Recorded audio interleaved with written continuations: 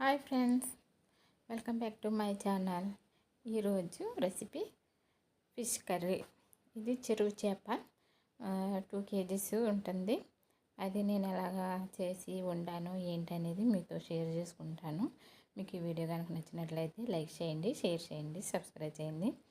ముందుగా మనం చేప ముక్కల్ని ఉప్పు నిమ్మకాయ వేసి కాసేపు ఉంచేసిన తర్వాత 2 times అయితే కడుక్కోవాలి. ఇలా చేయటం వల్ల మనకి నీసు వాసన అనేది రాకుండా ఉంటుంది. ఒక దాకలోకి ఆనియన్ ముక్కలు తీసుకుని అందులోకి సరిపడా ఉప్పు, కారం, పసుపు వేసేసి బాగా పిసకాలి గట్టిగానే. అందులో ఆనియన్లో ఉన్న వాటర్ అంతా వచ్చేలాగా గట్టిగా పిసకాలి. అలాగే కొద్దిగా ఆయిల్ కూడా వేసుకోవాలి. అంటే కూరకు సరిపడా ఆయిల్ అనేది వేసుకుని ఇలా మళ్ళీ మనకి ఇంకా లూజ్ వస్తుంది అనమాట. అది పిండి కొలిదిని లూజ్ వస్తుంది. అప్పుడు లూజ్ వచ్చిన తర్వాత అప్పుడు చేప ముక్కలు వేసేసి అవి శుభ్రంగా కలుపుకోవాలి. మొత్తం ఉప్పు, కారం, పసుపు అన్నీ పట్టేలాగా మనం కలుపుకోవాలి. ఇలా కలుపుకున్న తర్వాత సరిపడా వాటర్ అనేది వేసుకుని మరగనివ్వాలి. చూడండి, ఇవన్నీ కలిపేసిన తర్వాత మనకి కారాన్ని బట్టి పచ్చిమిర్చి వేసుకోవాలి, చీల్చి వేసుకోవాలి.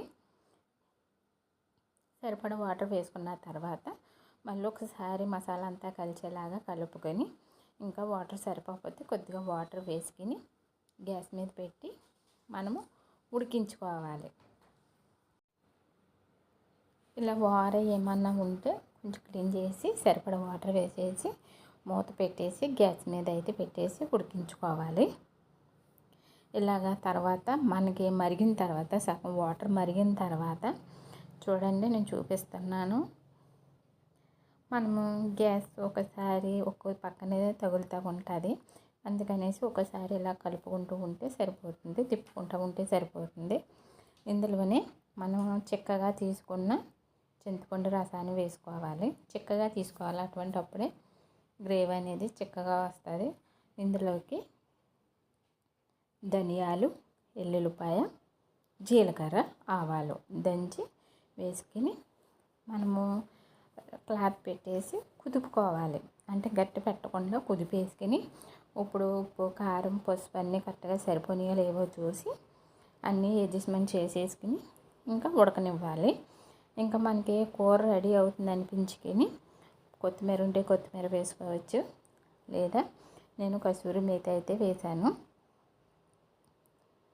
ఇలా వేసేసిన తర్వాత ఒక 5 నిమిషాలు ఉడికించుకొని స్టవ్ ఆపేసామంటే చక్కగా వేడివేడిగా ఫిష్ కర్రీ అనేది రెడీ అవుతుంది.